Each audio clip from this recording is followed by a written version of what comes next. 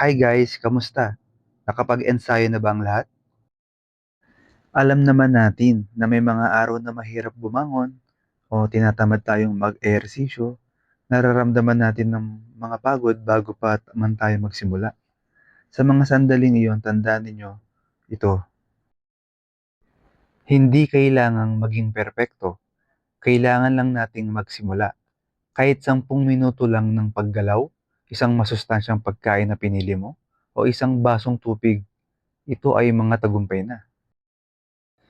Ang bawat ehersisyo na ginagawa mo ay hindi parusa. Ito ay paghahanda.